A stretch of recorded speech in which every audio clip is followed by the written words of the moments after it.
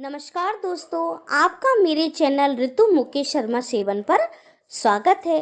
आज की हमारी कहानी का शीर्षक है एक क्रूर कलंकित रानी। तो चलो दोस्तों, आज की कहानी शुरू करते हैं। भारतीय इतिहास के महान राजा मौर्य सम्राट अशोक की कई रानियां थीं, पर उनमें सबसे सुंदर रानी थी तिष्यरक्षिता। वह अनुपम सुंदरी होने के साथ साथ सबसे अधिक युवा रानी थी। बाल्यावस्था में तिष्यरक्षिता एक गरीब साधारण अनाथ लड़की थी, जो श्रीलंका के राजा तिष्य की रानी की दासी थी। एक दिन राजा तिष्य अपनी रानी के साथ वन में विहार कर रहे थे। अचानक एक जहरीले सर्प ने आकर राजा को काट लिया और राजा मूर्छित हो गए। यह देखकर सब लोग डर गए।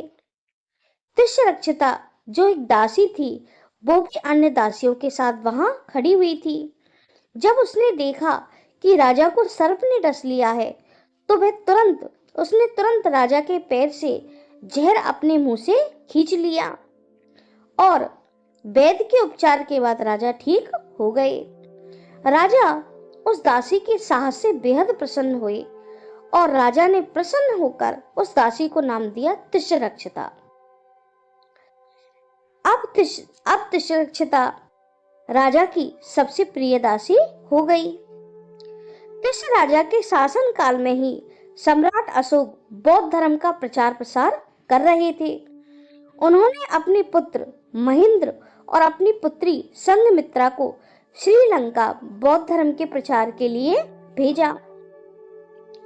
श्रीलंका के राजा तिष्य ने भी बौद्ध धर्म की दीक्षा ग्रहण कर ली और जब राजकुमार महेंद्र तिष्य राजा के यहाँ से वापस लौटने लगे, तो राजा तिष्य ने उन्हें बहुमूल्य रत्नों के साथ साथ राजा की सेवा के लिए अपनी प्रिय दासी तिष्यरक्षिता को भेज दिया। राजकुमार महेंद्र जब तिष्यरक्षिता को लेकर सम्राट अशोक के दरबार में आए, तो सम्राट अशोक उसके रूप को अपलक दृष्टि से निहारने लगे। सम्राट अशोक मन ही मन सोचने लगे कि यह युवती कितनी सुंदर है। इसके सौंदर्य के आगे तो हीरे मोती माणिक की चमक भी फीकी पड़ जाती है। यद्यपि सम्राट अशोक वृद्ध हो चुके थे, किंतु रानी तिष्यरक्षिता के रूप सौंदर्य के पास से वो बच न सके। सम्राट अशोक को तिष्यरक्षिता से प्रेम होने लगा और उन्होंने तिष्यरक्षिता से विवाह कर लिया। समय बीतने लगा। एक दिन राजमहल में कोलाहल हो रहा था। तभी तिष्यरक्षिता ने एक दासी से पूछा कि आज राजमहल में ये कैसा शोर है।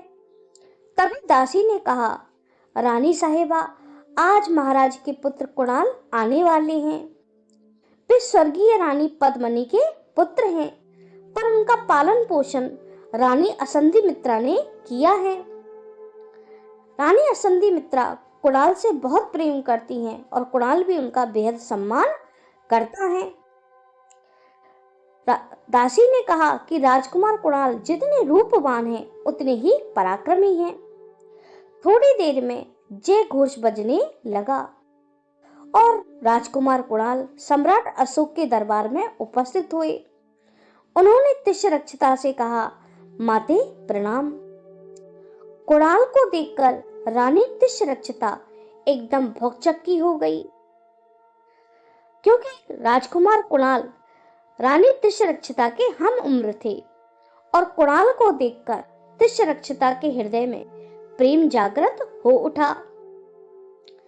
रानी तिष्यरक्षिता सोचने लगी कि नियति भी उसके साथ क्या विचित्र खेल खेल रही है। वह राजकुमार कुणाल को जब भी देखती तो उसकी काम वासना जागृत हो जाती और उसे ऐसा लगता कि मानो वह कामदेव के तीर से घायल हो गई है। अब रानी तिष्यरक्षिता अनेक राजकार्यों के बहाने राजकुमार कुणाल को अपने पास बुलाती और जब भी कुणाल आते तो वो किसी न किसी बहाने उनसे अंग लगने का प्रयास करती। राजकुमार कुणाल रानी की इन बातों से बिल्कुल अनजान थे। अब रानी त्रिशरक्षिता को सम्राट अशोक का सहचर्य पसंद न था। एक दिन रानी त्रिशरक्षिता ने राजकुमार कुणाल को अपने अपने कक्ष में बुलाया। राजकुमार कुणाल ने आते ही पूर्व की तरह उनसे कहा, माते प्रणाम। त्रिशरक्षिता ने मुस्कुराते हुए कहा कि हम समवयस्क हैं, आप मुझे माते कहकर वृद्ध होने का एहसास करा रहे हैं। कुणाल ने बड़े विनम्रता पूर्वक कहा कि हम समवयस्क हो सकते हैं, परंतु आप ओहदे में मेरी माता हैं। रानी को कुणाल की बात ऐसी लगी कि मानो जैसे किसी ने उसे विष बुझा तीर मार दिया हो। तभी रानी त्रिशरक्षिता राजकुमार कुणाल के करीब आ गई और अपने दोनों हाथों से उनके चेहरे को ऊपर उठाकर बोली, मैं तुम्हारी खूबसूरत आंखों से बहुत प्रभावित हूँ। तुम्हारी खूबसूरत आंखों ने मुझे घायल कर दिया है। मैं आपसे अनुराग कर बैठी हूँ राजकुमार। कुणाल को रानी त्रिशरक्षिता की ये बात बिल्कुल पसंद नहीं आई। कुणाल ने रानी त्रिशरक्षिता को धिक्कारते हुए कहा, आप मर्यादा भूल रही हैं। आप मेरी माता हैं। आप माँ के रिश्ते को कलंकित कर रही हैं और मैं तो अपनी पत्नी कनकलता से प्रेम करता हूँ। मुझे आपको स्त्री कहने में भी शर्म आती है। यह कहकर राजकुमार कुणाल वहां से चले गए। रानी त्रिशरक्षिता की स्थिति घायल सर्पणी के समान हो गई और वह मन में विचार करने लगी और कहने लगी कि राजकुमार कुणाल, इसका परिणाम अच्छा न होगा। तुमने मेरे प्रेम को ठुकराया है। दूसरे दिन कुणाल उज्जैनी चले गए। अचानक से सम्राट अशोक की तबीयत बिगड़ गई। रानी त्रिशरक्षिता ने अपनी देखरेख और विशेष सेवा के द्वारा राजा को मौत के मुंह में जाने से बचा लिया। अब सम्राट अशोक पूरी तरह रानी त्रिशरक्षिता के काबू में हो गए। रानी ने अपने प्रेम और रूप सौंदर्य के जाल में राजा को फंसाकर सम्राट अशोक से राजमुद्रिका ले ली और राजकाज के निर्णयों का अधिकार भी मांग लिया। तक्षशिला में विद्रोह हुआ। रानी ने षड्यंत्र रचते हुए सम्राट अशोक से कहा कि आप कुणाल को आदेश दे कि वे उज्जैनी से तक्षशिला कूच करें। सम्राट अशोक त्रिशरक्षिता के इस षड्यंत्र से पूरी तरह अनभिज्ञ थे।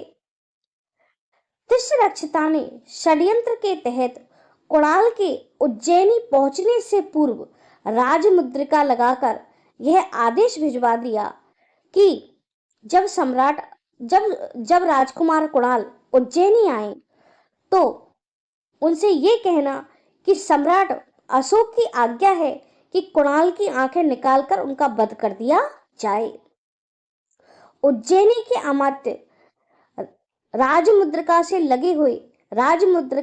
लगे हुए इस आदेश को पढ़कर भयभीत हो जाते हैं और अमात्य डरते डरते कुणाल को यह राजपत्र दे देते हैं।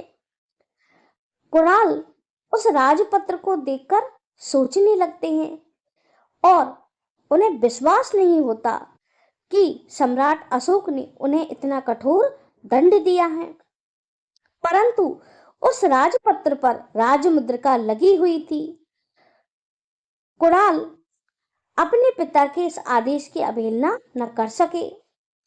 उन्होंने अपनी आंखें निकालकर दे दी, परंतु वे एक राजा के पुत्र थे, इस कारण कोई भी अमात्य उनका वध नहीं कर पाया, वध करने का साहस नहीं कर पाया।